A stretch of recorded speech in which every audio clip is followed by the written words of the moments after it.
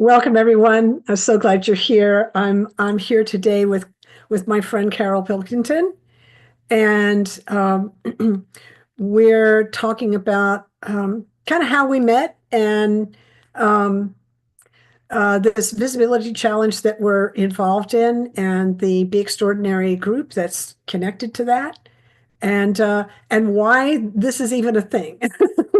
So. Carol, would you tell everyone where you're located and a little bit about how we met and then we're off to the races. Yeah, so I'm here in Southern California in a suburb of Los Angeles County, and we met through the Wellness Universe, Did which we have been longtime members of. I'm a senior partner with the Wellness Universe with Debbie Prediger, which is how I met Debbie.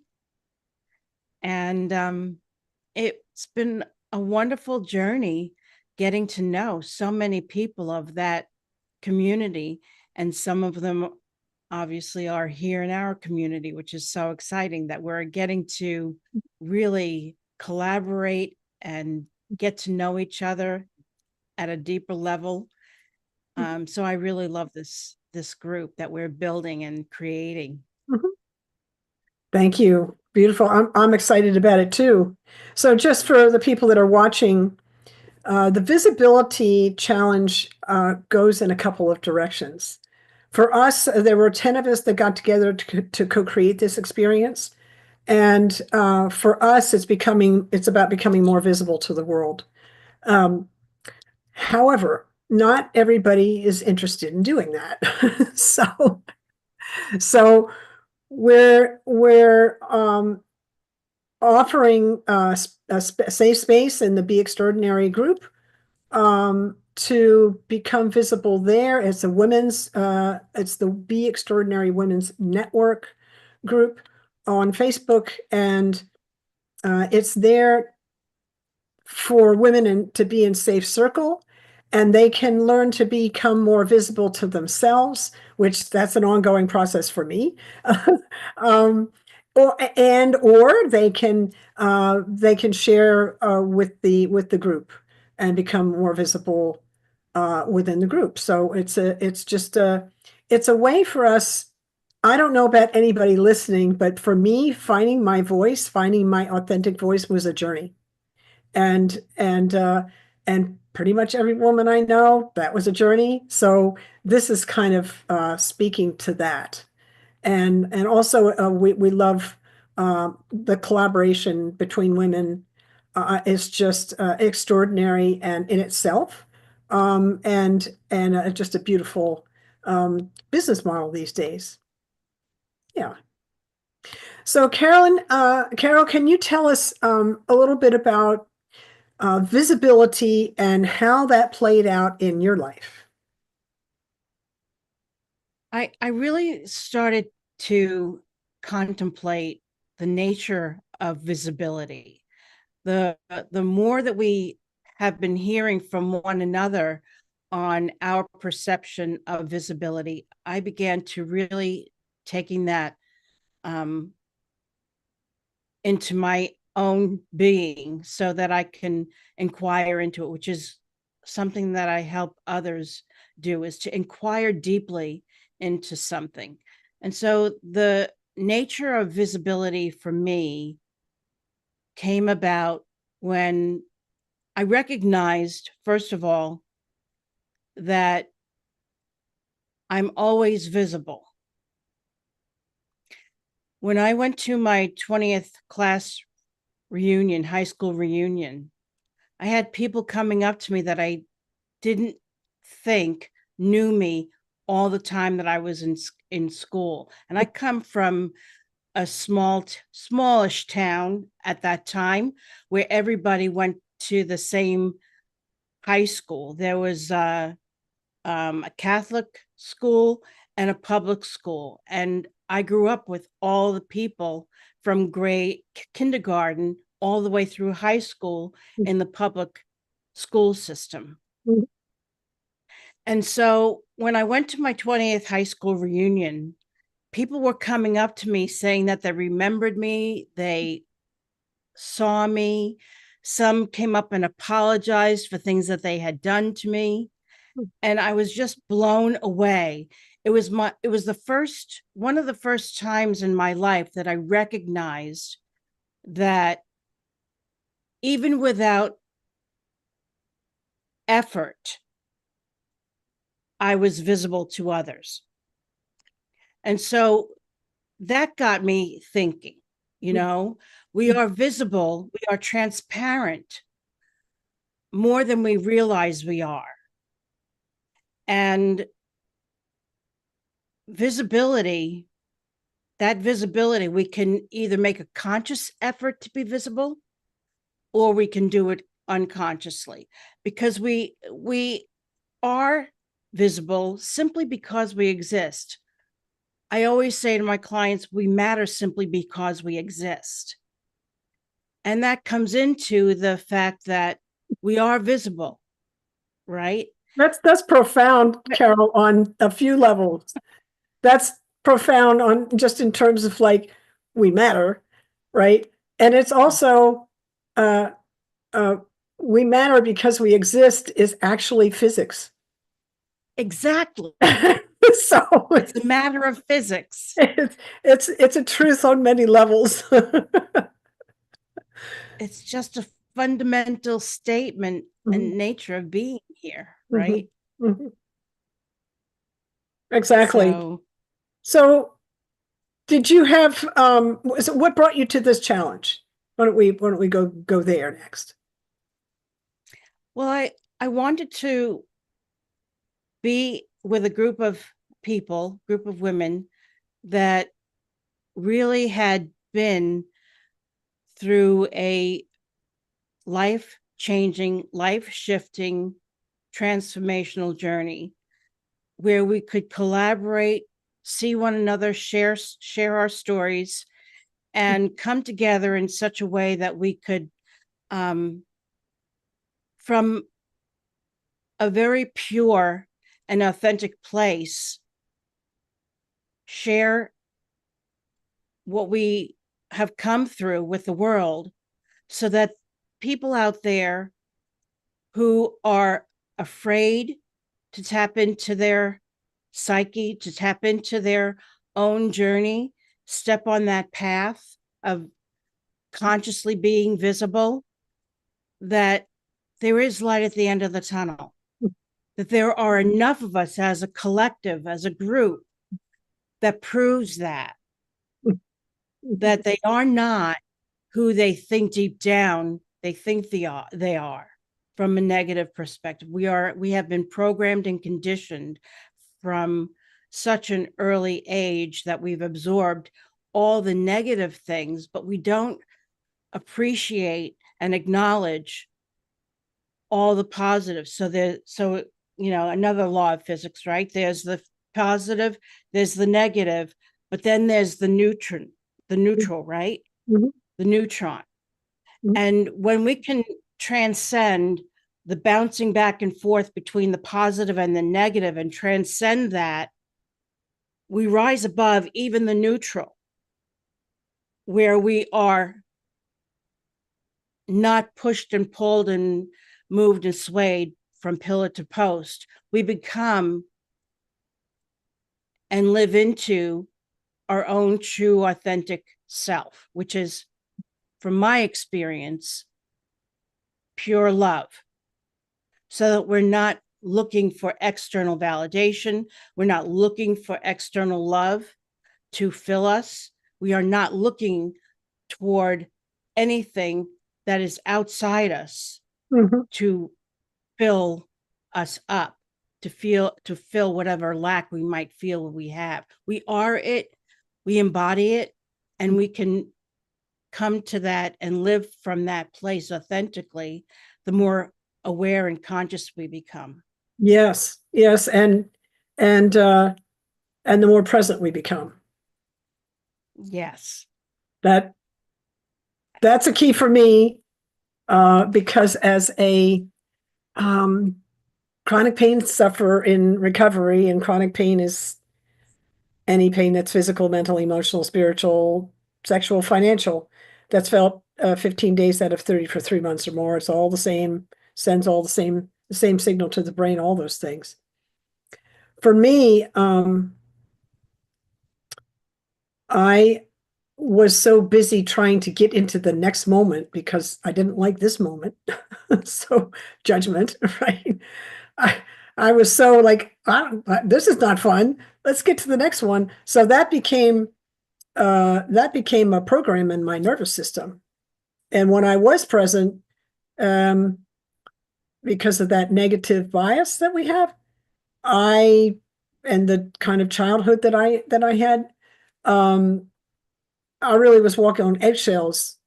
Uh, and I kind of like if I did this, if I was if I cried, I got in trouble. And if I was too happy, I got in trouble. So I learned to suppress my emotions, not knowing that, I mean, that was just the strategy I used to keep myself safe, not knowing that I was now creating illness right in the body. But, that's how we survive.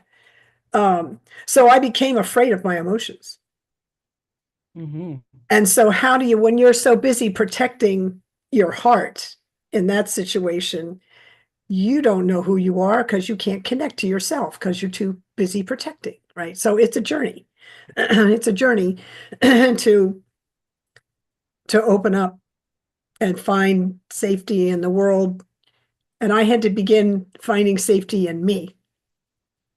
That's where I found my safety, if that makes sense. Yeah. Yeah. And it Yeah, became absolutely. It's the only place you can say that you can find it, right? so well, yeah, but I mean, you and I are talking on kind of one level. I mean, I work with people that are stressed out and trying to figure out how to find ease in their life. We're talking to this audience, people in Yeah, recovery from addiction, people that are just, have had trauma. And those external things are, yeah, stuff happened. But our reaction to those is the thing that we're healing. The way that the strategy we use to keep ourselves safe in that moment, not necessarily the strategy we need now. that's right. Right. And the way that I kept myself safe as a child in those circumstances as a young person I was always looking out there to see, am I safe? If I what I'm doing, is that going to, is it, what are the cues out there? So naturally we're looking out there for safety. And so the nervous system and the programming is looking at externals for validation of safety at that level, right? And and it wasn't until many years later when I had gone through a lot of yoga and, and I had gone through trauma therapy and tapping and all the things, ancestor clearing, all kinds of stuff, that I was settled enough in my nervous system to actually then, you know, cultivate, open the heart and cultivate and kind of discover the love within. Because and I turned my orientation from looking out there for safety and validation to looking in here. But that's a journey. That for me, that was a journey.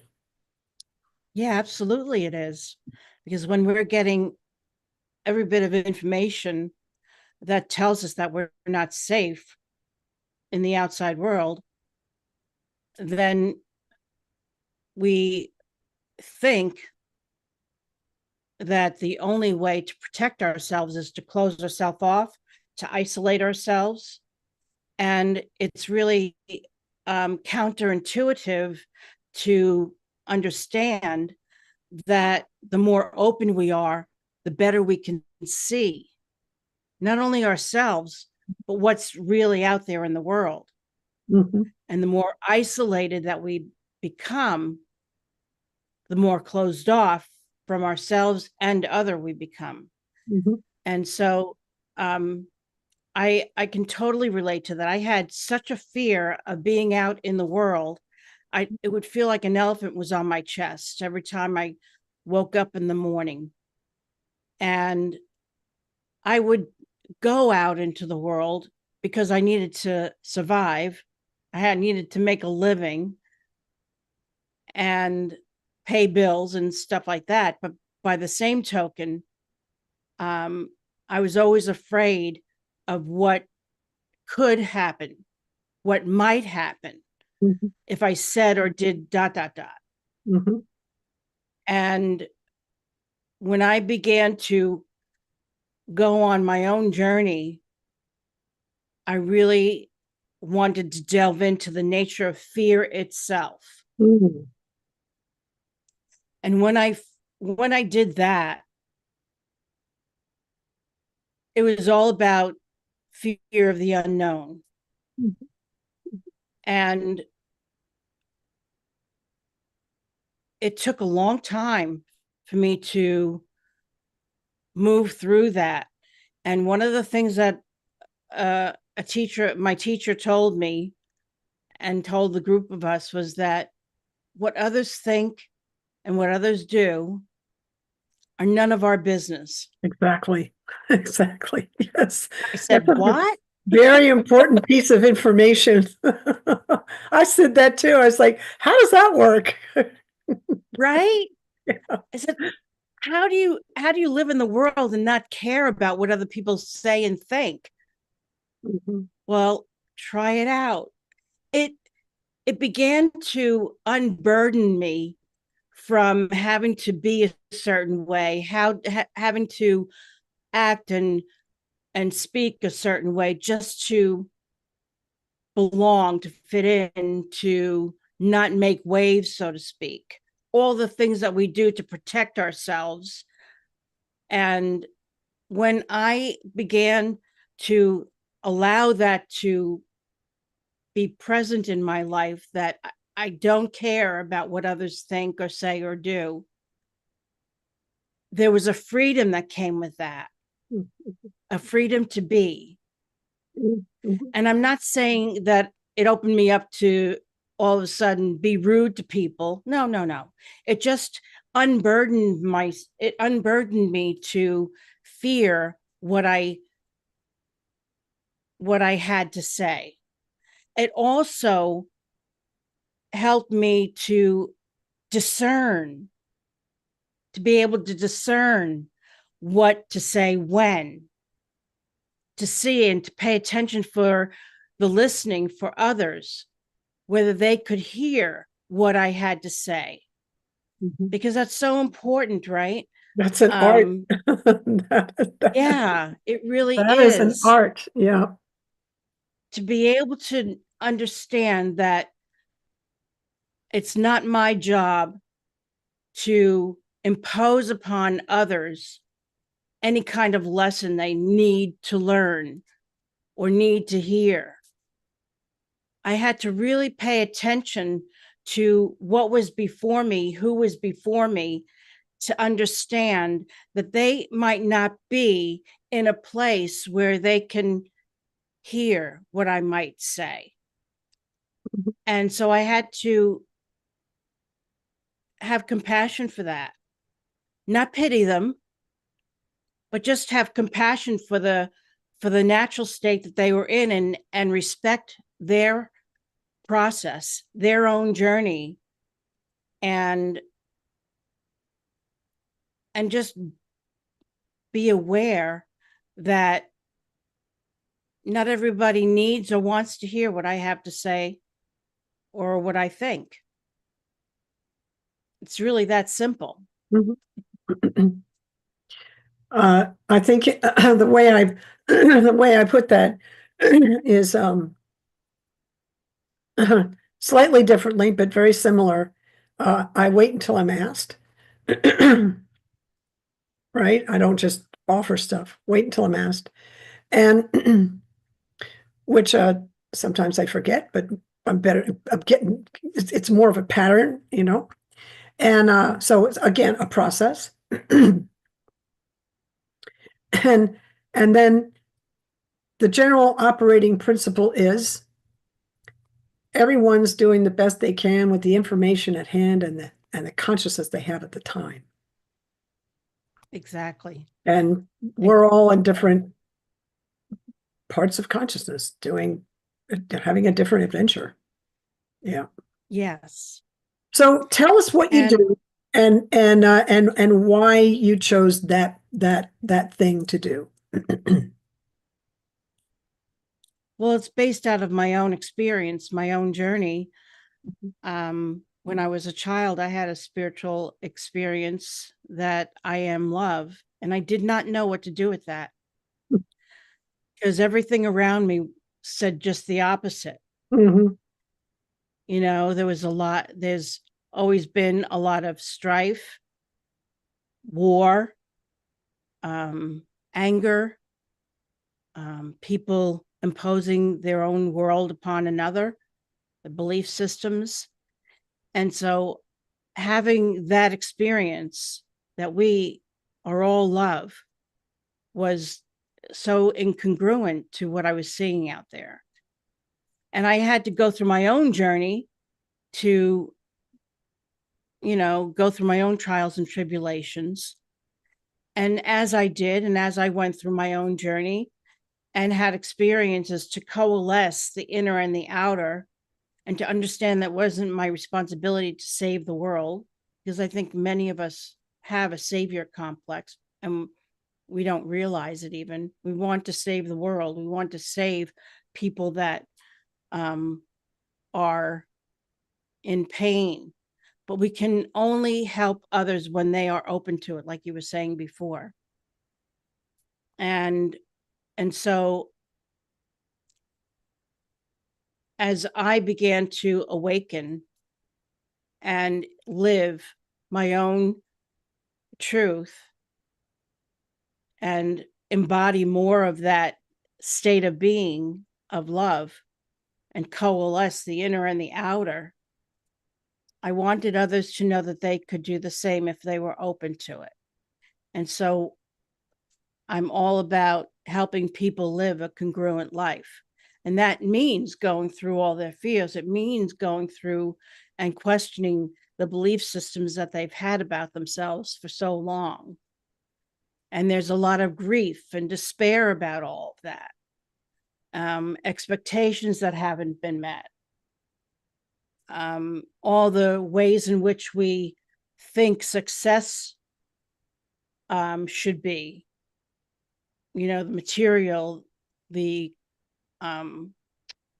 accolades, the awards, wealth, position. People have thought for so long, we've been inculcated to think that that's what matters to live a full and happy life. But still, there's an emptiness that kind of seeps in after a while when you've attained all of that. And there are a lot of people out there that are living in such despair, anxiety, and grief over what they thought life was supposed to be. And so I work and help them understand and reconfigure that, break through that myth so that they can be more congruent inside and out. Thank you for that. Sounds very powerful. Can you tell us, in a kind of summarize, what is metaphysical astrology? Did I get Transpersonal astrology that? Sorry. that's okay. Transpersonal astrology is really about helping people understand that they are part of a greater whole. There are holes within holes within holes, and cycles within cycles within cycles. And it's getting even back to what we said in the beginning, where we are we matter simply because we exist. Mhm. And it is about helping people understand that they play a part in the larger scheme of things, if you will. Mhm. And astrology can help us understand from a archetypal perspective how we fit into the greater cosmos and how we fit into life itself beyond our ego structures. And that we are not just an archetype. You know, we talk about the sun and what sun in Taurus or a sun in Virgo means, but that's not the sum total of who we are and what we are. And astrology can help us figure all of that out. Amazing. Amazing. Can you tell people how they can get in touch with you? Yeah, they can get in touch with me by going to my website at carolpilkington.com. And I also have a quiz that people can take if they want to find out where they are on their own journey, and they'll get instant results on their inbox. It's called soulfilledlivingquiz.com. And it's a great little 4-minute assessment. And it's kind of fun to take. I love taking quizzes myself. So Excellent. it's fun. And what is your hope for the Visibility Challenge and the Be Extraordinary group? My vision and my hope is that more and more people really begin to appreciate that they do have something to say, that they do have something to offer. And the more stories that we share about ourselves, it gives them that encouragement and empowerment to open up and share who they are as well, because the world needs this so badly today. It needs to know, people in the world need to know that they're not alone.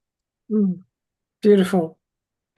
Well, Carol, thank you so much for spending time with us today. Thank you, everyone, for watching. And we'll put the links to Carol's website in the comments here when I post this. And we'll put the link to the Be Extraordinary group. That's the Be Extraordinary Women's Network group on Facebook if you're interested. It's a very interesting circle of women. And I said to myself, what does that mean to be extraordinary? Like, I'm just who I am. Do I need to be bigger and fuller and do something more? Right? That's not what that is. I think it's the more authentic that you are, that's just extraordinary in itself. Absolutely. Totally agree. Beautiful. All right, Carol. Well, thank you so